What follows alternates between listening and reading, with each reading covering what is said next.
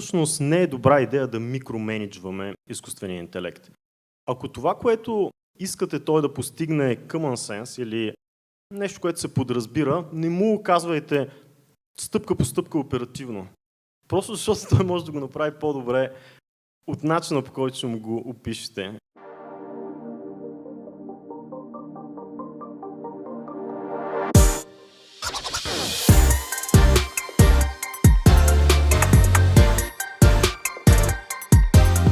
Може ли ти с няколко думи да се представиш и да кажеш малко повече за себе си, откъде тръгна и как всъщност стигна до изкуствения интелект? Благодаря ти. Първо казвам се Пламен Петров и съм софтуерен инженер, клауд архитект и така отскоро предприемач и основател на OpenKBS. OpenKBS е клауд платформа за разработка и скалиране на AI агенти. Иначе любовта ми към изкуствен интелект започна преди, може би, 10-12 години, още в фазата, в която той все още не беше толкова развит и създаването на AI системи изискваше страшно много труд и резултата реално не беше толкова впечатляващ. Вече професионалното ми известване изцяло към изкуствения интелект се случи съвсем случайно, когато преди 3 години, точно преди 3 години, съвсем случайно се регистрирах в една клауд платформа, наречена OpenAI, която е компанията, която стои за ChatGPT. И започнах да си чатя с един от моделите им. Това е преди да лаунчнат ChatGPT? Това е точно 3 месеца преди да лаунчнат ChatGPT. Като първата ми интеракция с тези модели беше изключително впечатляваща гледна точка на това, че забелязах, че когато му подадеш на този модел рекламен текст или описание на продукт или услуга и го инструктираш, да речем, да разкаже за този продукт, да напише рекламен текст, той се справяше изключително добре.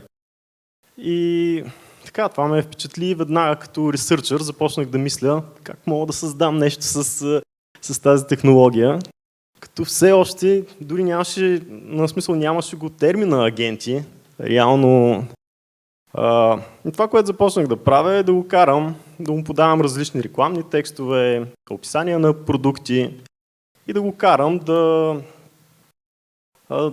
помага на клиентите. Какви са различните задачи, на които можем да поверим на един такъв AI агент? Какви, примерно, неща в момента в твоя опит сте разрешавали за бизнеса като казуси? Общо взето, всяка една работа, която може да бъде свършена дистанционно от човек на компютър, може да бъде потенциално обработена от агент с изкуствен интелект. Като агентите имат визуална памет, те могат да видят продуктите, които, да речем, продават. Също така могат да чуят дори, в смисъл, можете да разговаряте с тях с глас. И най-ценното им умение е умението да мислят. Реално те могат да размишляват върху бизнеса ви, подавайки информация за вашия бизнес, да речем уебсайт, който продава, обувки. Те могат буквално да обслужват клиентите. Искаш ли, за да може да бъде супер контекстуално за хората, направо да пуснем едно видео от един агент, който сте разработили за счетоводството, за да видят хората точно какво може да прави агента. Всъщност, вие го разработвате съвместно с една компания. Даже и въпрос влезна, но след малко ще го зададем, когато пусна видеото. Тъй като човека, който сега оперира с агента, той даже направи видеото специално за Digital for Стара Загора, за да го представи. Аз го гледах преди събитието и искам да кажа, че много интересно се е получило. И хората могат да видят точно какво виждат агентите, какво правят и после даже да доразвием разговора от там. Пускам видеото. Здрасти, Пламен. Надявам се да си ги разбил вече колегите. Поздрави на Митко от Валивал и на всички участници в конференцията. Съжалявам, че не мога да присъствам физически поради обективни причини. Всъщност това, което ще ви представя в момента, знам, че няма може би да резонира страшно много с вас, тъй като сте предприемачи онлайн, но ще ви покажа с помощта на Пламен и OpenKBS как успяхме да вдигнем един пълноценен и функционален счетоводен агент. през платформата. В момента съм му заредил 3 фактури за осчетоводяване, само да видите за какво става въпрос. Фактура за покупка на стока от фирма, която продава употребявани дрехи в eBay. И тъй като закупуват употребяваните дрехи, клиента слага sticky notes, бележки с артикулите и бройката съответната, която е закупена. Така че когато агента започне да ги обработва, той не работи с старата технология за OCR, а работи с много по-нова, която е върху Gemini 3.0. И разпознаването му е изключително добро. Може да работи изключително бързо, прецизно, без да се задъхва, няма отпуски, не ползва болнични, няма деца и ефективно, реално за мен е един оперативен счетоводител, който в момента набива по цял ден документи, гледайки ги. Това реално е първата стъпка към тотална промяна поне в нашата професия, въпреки че аз паралелно движа и онлайн проекти. Така че призивам към вас е да се замислите как може да го интегрирате, не дали, а как може да го интегрирате в бизнеса си, да го използвате пълноценно. Ето той тук в момента се обработва документите, обработил една фактура, даже две, 437, коя ще е тая, някоя от тия фактури, къде? 5 панталона. Така. Пускаме 5 панталона. Да видите, реално това поне при нас в счетоводната ни компания буквално е геймченджер, защото дава възможност не е ограничено да се скалира бизнеса, но да се скалира много ефективно, тъй като човешката обработка на документите става излишна вече. Ето, агентът е осчетоводил фактурата, направя разплащане, тъй като са платени с карта, де-факто той ги третира като плащане в брой. Какво е направил? Ето виждате фактурата, 5 панталона, направил се е средно претеглена цена на данъчната основа 78,56. Ето, всичко е така, дата на фактура 29, 40 3007, номера. И това нещо е обработено. Натварването, с което може да работи, е още по-брутално от това. В момента ви демонстрирам само 3 фактурки. Това е де-факто от мен. 3 минутки за една фактура. Те обработвам доста по-бързо и всъщност и повече документи. Така е. Просто замислете се наистина как бихте могли да го интегрирате в всеки етап от бизнеса си. Защото това, което ние сме успяли да направим като оперативен счетоводен агент, който наистина отново подчертавам, че пълноценно за мен е един оперативен счетоводител, малко сложихме каруцата пред коня при нас. Тоест това е финалната стъпка. Това, което предстои като предизвикателство за следващата година е просто да изградим целият фундамент на бизнеса с AI инфраструктура от най-дребното нещо до най-сложното. И в момента сме в този процес. Надявам се до средата на следващата година да сме готови. Желая ви успех в начинанията онлайн и да си поговорите с Пламен, за да видите дали и как най-вече може да ви бъде полезен. Поздрави и до нови срещи! Много готино. Аз точно за това исках да го покажем това нещо, за да видят хората как той може да види фактурата, да види някакъв стикер, който някой е сложил отгоре, панталон-5, той го разчита, разбира какво е и ти я вкарва в системата, без да се налага ръчно да ги набиваш всичките тия неща. Да, реално предимство на този тип технология е, че за разлика от алгоритмичното програмиране, един агент в момента, в който бъде създаден, той буквално почва да ви изненадва всеки ден какви неща може да прави. И причината за това е, че във всеки цикъл на обработка на данните, било то ако агента продава през уебсайт или ако обработва фактура, той обмисля резултатът от тези данни. Което значи, че вие може да му сложите инструкции на български език, да речем, ние сме ресторант, който обработва, или пък фирма, която продава дрехи на килограм. Ако ти дойдат някакви фактури от дрехи, нали, ние ще слагаме едни бележки, тъй като фактурата, нали, е разписана на единствено на килограм, ще сложим дрежки, да речем, 2 панталона и 3 блузи. И той сам може да прецени по тази бележка и да осчетоводи, имайки предвид контекста на вашия бизнес.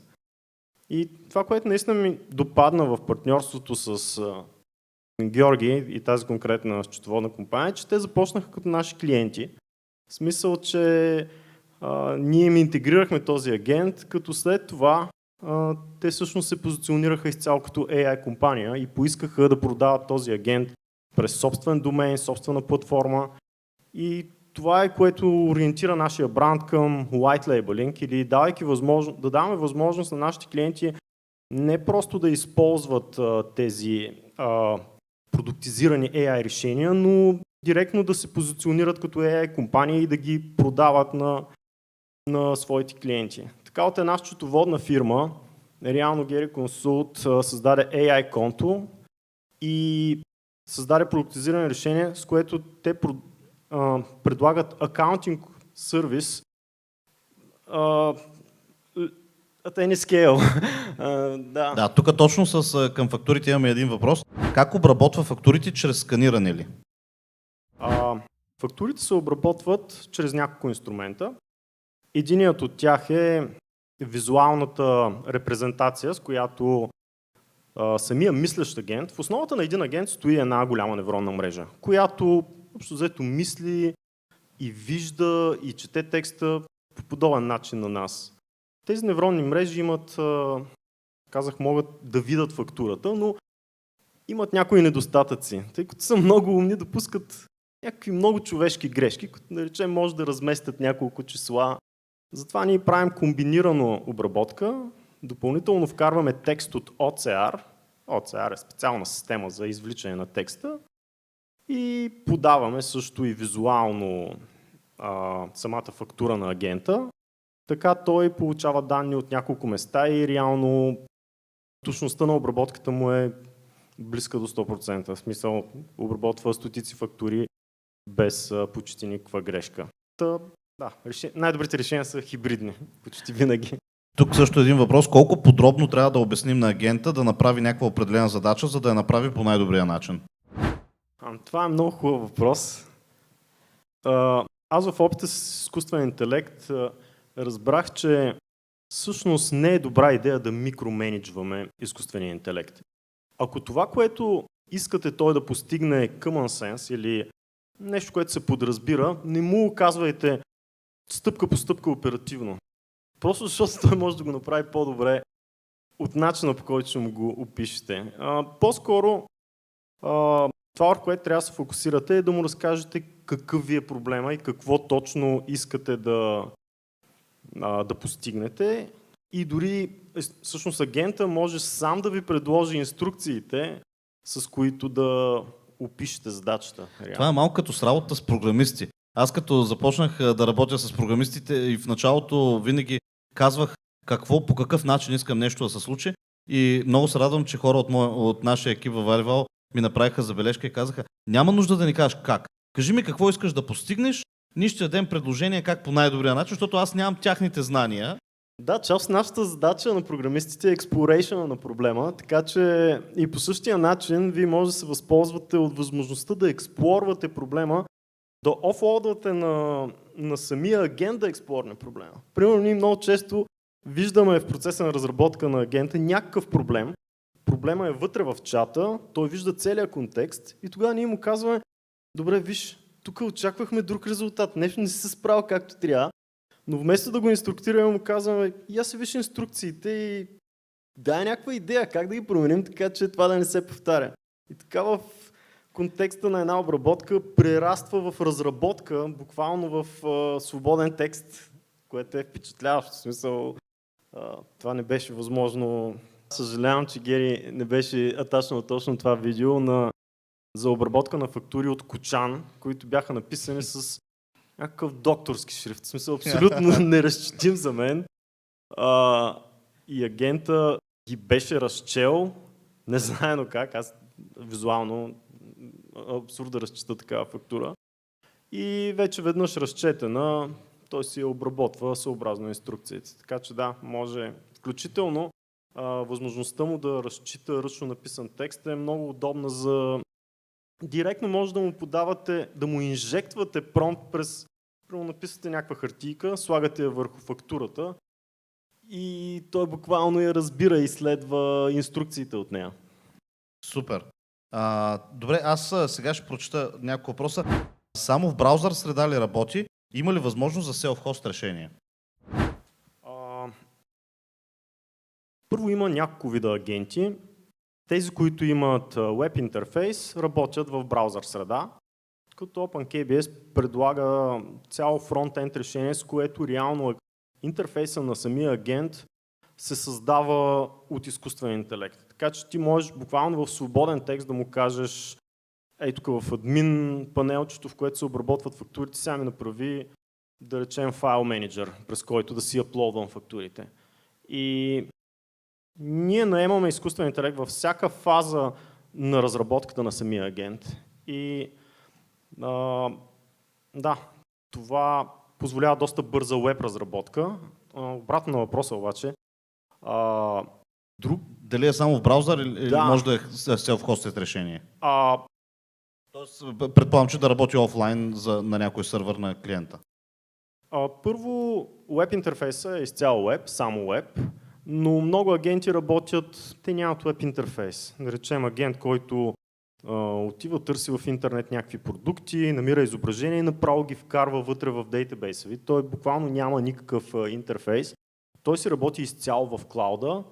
OpenKBS е и клауд платформа, която скалира автоматично on demand, може да й подадете няколко хиляди задачи едновременно, тя ще вдигне няколко хиляди агента в клауда, които ще свършат в паралел задачите, за които са програмирани и след това изгасят и вие не плащате нищо за тях реално.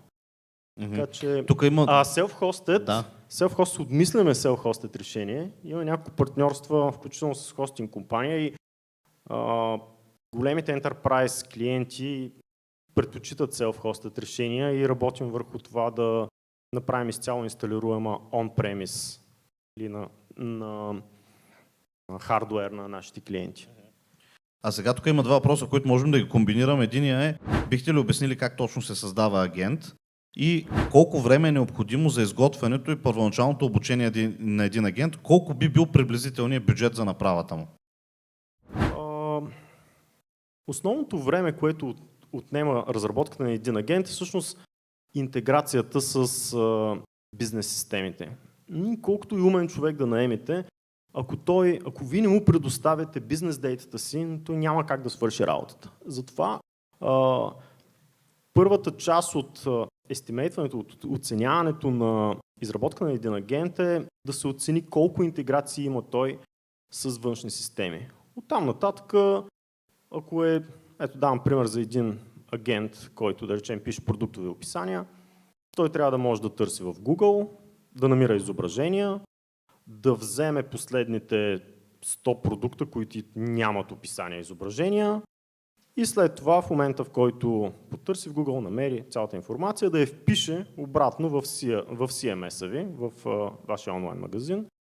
Това обичайно отнема не повече от 7-8 часа работа, така че бюджетът му би бил може би 700-800 евро цената за разработка. И след това този агент реално става оперативен работник в вашата платформа. Тоест, реално цената зависи от сложността на това, което трябва да направите като инструкции и колко часа ще ви отнеме. Да, докато инструкциите всъщност вие може да си ги разработвате през платформата, не е нужно. В смисъл, те са си имате си контрол панел, през който може да инструктирате агентите. Също повечето от тях имат памет, така че вие можете да си ги програмирате директно вътре в буквално свободен текст, да им обяснявате.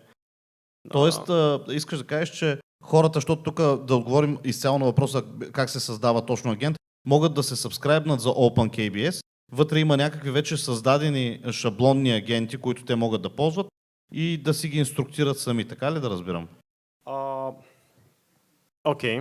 Не. Създаването на един агент изисква така нареченото умение за vibe coding. Това е, общо взето, трябва да си свалите, има различни блупринтове. Това са такива open source разработки, които ние публикуваме. И OpenKBS е базиран изцяло върху JavaScript. Реално, всеки един разработчик, който владее JavaScript, може много лесно и бързо да разработи такъв агент. Но за момента разработката му изисква човек, който или разбира от JavaScript, или е добър vibe кодър. Може да програмира, използвайки vibe coding. В интерес на истината, в началото започнахме с моделите на OpenAI, тъй като те, така се каже, бяха first mover на пазара. Но в последствие Anthropic изместиха по перформанс, поне ние започнахме да предпочитаме моделите на Anthropic, които обаче станаха доста скъпи. И последната стъпка беше да преминем на Gemini Google, тъй като особено с излизането на Gemini 3.0, те буквално, в смисъл, биха абсолютно всички бенчмаркове и предоставиха цена двойно по-ниска от тази на Anthropic, така че в момента ползваме предимно Gemini. А иначе приложенията, които създаваме агенти системи, са най-различни. Включително имаме агент, който следи българските гори за пожари и ги опазва. Това е един изключително интересен проект, който е изцяло финансиран от Fire Brigade One, доброволна организация, която е и пожарна и пази горите на България абсолютно самоинициативно. Как точно работи този агент? Наблюдава някакви фидове от камери ли? Да, има две кули. Едната е разположена в село Езерник, другата е Ремия и всяка кула има собствена интернет система, с която също свързана е с сателитите на Мъск, тази платформата за интернет, забравих как се казваше. Starlink, точно така. И има автономно електрическо захранване, базирано на слънчеви панели. И има 4 камери, разположени във всички 4 посоки. И съответно, всяка минута агента OpenKBS предлага и AI cron джобове, които стартират обработка всяка минута. Те достъпват API на камерите, взимат последните снимки и преглеждат за пожар. Но тук идват интересните проблеми, че ако видите залеза без никакво движение, без видео, то изключително много дава така наречените false positive за пожар. В смисъл, че изглежда все едно гори нещо в далечината. Тогава агента си пуска, използва друг свой инструмент, си пуска няколко кадъра назад, за да види динамиката на развитие и това му позволява да разобличи такива сцени, които приличат на пожар. И така той спестява ненужни false. Това сте го направили като инструкции въз основа на реалната работа? Да, той е интегриран с Telegram и реално фаундъра на организацията буквално го учи с... Прямо праща му изображения на камерите, чертая му една линия, му казва, виж, от тук нататък е Македония. И пък казва, ето виж, това село тук. Често горят отпадъци. Бъди мнителен, внимавай, нали? Но има и преди, че пушиците, нали, са от това и той си ги запомня. OpenKBS има SQL памет, която той може да запомня всякакви изображения и спомени. И всеки път, когато модела се всяка минута той започне огледа, той вече вижда и тези допълнителни инструкции, също така и изображения, които собственика на агента му е подал. Тук точно в тази връзка имам един въпрос. Може ли по-подробна информация как един модел се обучава, докато се ползва, как така помни и мисли? Ако трябва да бъда технически и да влезна в повече детайли, агентите не се обучават. LLM моделите GPT, абревиатурата означава Generative Pre-train. В смисъл, че тези модели са предварително тренирани. Начинът да ги обучавате става като просто добавяте допълнителни системни инструкции, които са просто буквално текст, който се подава автоматично с всеки чат на самите агенти. Така че те буквално са като един много умен човек, който няма абсолютно никакви спомени, самата невронна мрежа, но външните системи му подават, буквално всеки път му подават една книга, в която той си е записал всичко, което трябва да помни. Така да се каже, да, и това е функцията всъщност на самата агентна платформа, да поддържа тези спомени, така че моделите винаги да са aware, да са наясно с контекста. Точно по същия начин аз тук мога пак да дам един контекст на хората, тъй като заедно разработихме нещо, което даже ще използвам сцената на Digital for Stara Загора да го обявя. Докато си говорихме с теб пак в обикновен разговор и в това какви казуси сме имали в бизнеса или какви неща искаме да постигнем, ти ми даде идея, че нещо, което аз съм се опитвал преди 5 години да направя ръчно, можем да го постигнем с изкуствен интелект, точно с такъв агент. И всъщност казуса е следния. Наблюдавах, че много често в нашата агенция пристигат хора, които стартират тепърва, не са наясно, нямат капацитета и възможността да ползват услугите на агенция, но пък са хора, на които агенциите не искат да помагат, защото не са им интересни. Това са малки бизнеси, това са бизнеси, които искат сами да си вършат нещата. И аз винаги съм искал да им помогна на тия бизнеси, само че не съм имал капацитета да го направя.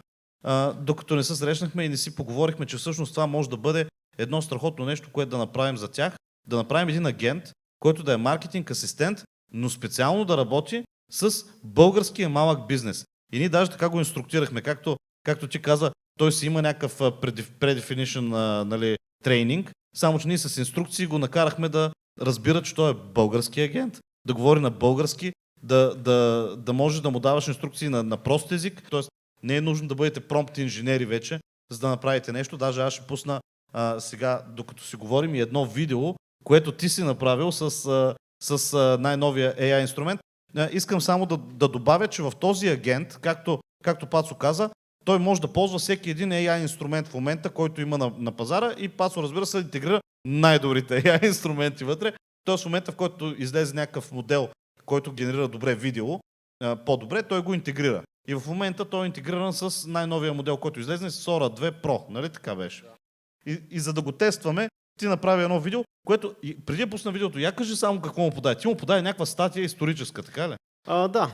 LLM са предварително трениране, но много често не са толкова наясно с някои исторически детайли или могат да ги изкривят. Затова му подадах директно статия за българската история на първата българска държава, и му казах да създаде видео, което е поредица всъщност от 7-8 видео епизода. Да, защото той може да създава 4 секундно, 8 секундно и 12 секундно видео. Не? Да, и той буквално си написа сценария, който... Самичък си го той реално мисли, така че се подготви сценария и в следващите стъпки изгенерира всяка една от сцените, които... Искате ли да видим какво изгенерира? На тази земя ще се роди България. За България! Напред! Напред!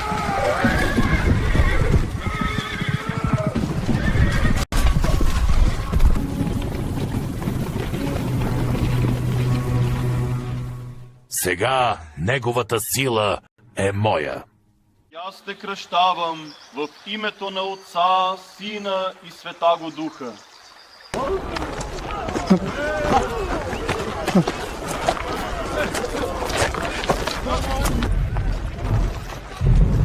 Цар Самуил ни чака, братя! Още малко до крепостта!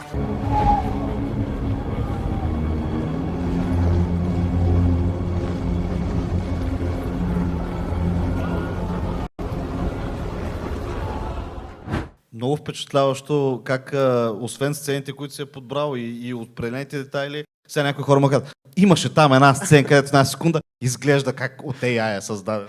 Знаеш какво сега се сетих? Някои хора казват, аз оставям моята работа да говори сама за мен.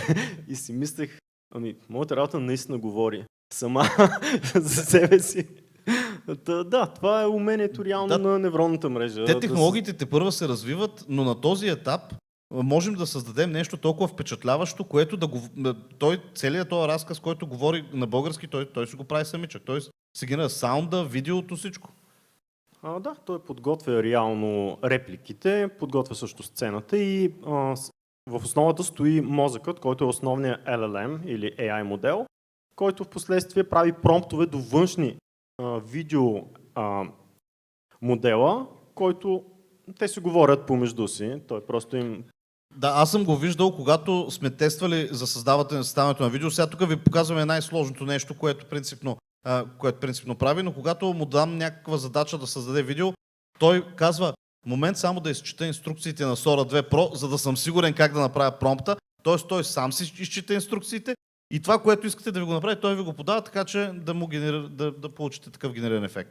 Да, всъщност тези инструкции, това изчитане на инструкции е един инструмент, който аз в Vibe Coding създавам за около една минута. Просто му копирам добри инструкции от сайта на OpenAI, слагам му ги в един инструмент, буквално му казвам и той си ги разработва и после имаме команда OpenKBS Push, с която тази разработка директно отива в клауд инстанцията на агента и той вече има инструмент, с който сам може по преценка да си изчита инструкциите. Това му спестява и памет, защото ако всичко му го налееш в неговите системни инструкции, нали, това е все едно да затрупаш един човек с страшно много контекстна информация. Това първо е по-скъпо и също не е добре за фокуса му. Така че това е начин на разбиване на контекста в отделни подпапки, под инструменти, с които той знае. Сега, ако трябва да правя видео, съм му казал, просто си дръпни от този инструмент, си дръпни инструкциите, за да направиш качествено видео. Аз само ще ви дам няколко отново примера, истински примера, за да може да разберете как може да се ползва, защото сега тук това видео, което е за България, това не е направено за бизнеса да го ползва. Може да направите съвсем други неща, които да ползвате като бизнес и да ви улесни процесите. Аз съм набелязал няколко такива неща, защото той сега в момента инструментите, които сме му интегрирали, той може да обработва снимки, може да обработва текстове, да чете, да помни, както казахме, така че може да се ползва в много направления. Едно от нещата, в което може да се ползва, ето тук един даже директен чат, който съм си скриншотнал от него. Имахме задача, нашата колежка Нели, която може да видите някъде в експозоната и около вас днес и утре, тя има една снимка от нашото студио, която изглежда доста наситена с цветове, детайли отзад и така нататък. Трябваше да й направим снимка за сайта, където обаче фона да бъде сив. Съответно, той се справи за секунди, като направи веднага фона сив. Това е работа за 10 секунди общо взето. Подавате му една снимка, той веднага маха фона и я сменя. Тъй като това не е точният фон на нашия сайт, аз просто му дадах тогава задача направи фона сив, съответно той направи това. След това обаче му дадах пример с друга снимка на наш колега, която е такъв сив фон, който има малко повече просветление отзад и му казах: супер, а може ли да пробваш да сложиш фон точно като на тази, която сега ти давам.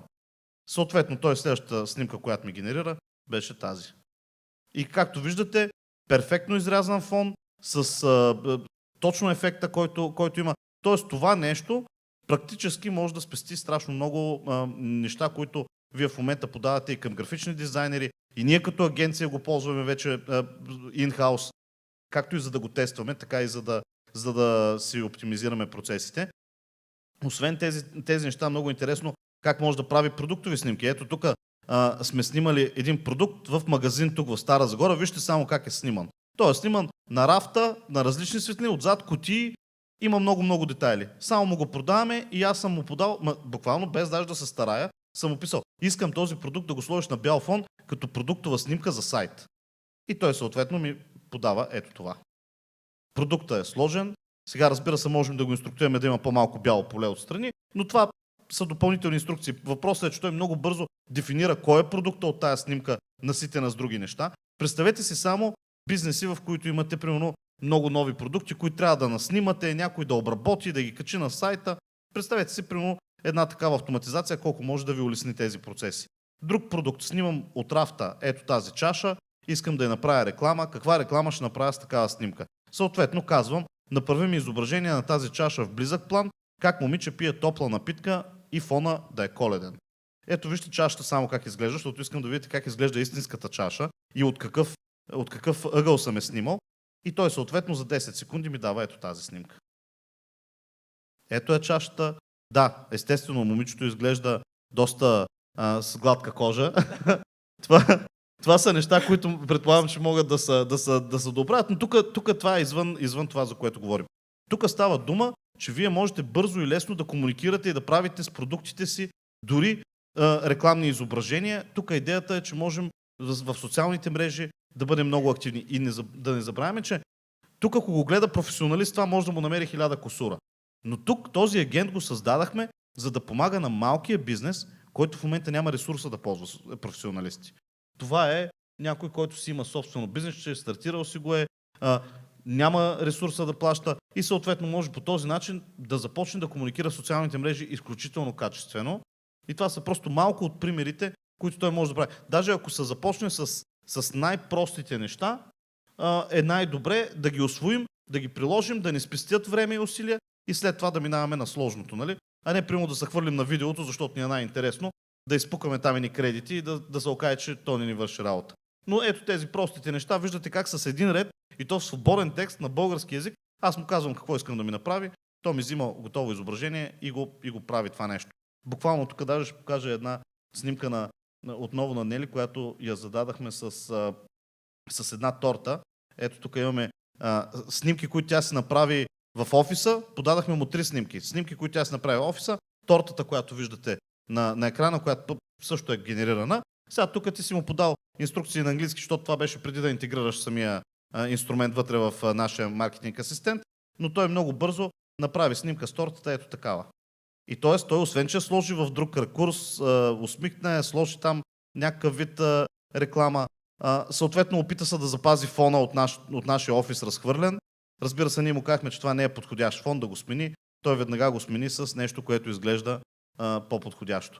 Тоест виждате колко много и бързо това нещо работи. И тук даже имахме още един промпт с един друг инструмент, който му казахме да направи така, че това момиче, което вижда на снимките, да демонстрира инструмента и съответно веднага направи това.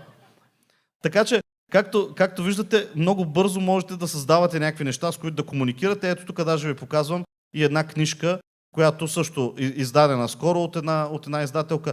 Дадахме му корицата на книгата и му казахме да я сложи с едно кученце до нея. Той си създаде самичък сценария, сложи го с кученцето. Както виждате, доста добре се е справил. Дори ако зумвам, може да видите, че книгата изглежда почти... няма как на пръв поглед да разберете, че е генерирана с AI. Така че за такъв тип бързи неща може да прави чудеса. Само ще кажа как се казва, защото от днес нататък може да влезете в valival.io сайта, да се регистрирате безплатно и да го тествате напълно безплатно. Така че който му е интересно да поработи с маркетинг асистента ни, който се казва Митко, между другото, Пацо така окръсти. И аз после реших, че това пък е може би своеобразно начин аз да се клонирам и да работя с многото малки бизнеси, с които исках. Така че благодаря, че Пацо ще направи тази възможност истина за мен. Надявам се наистина да е от полза.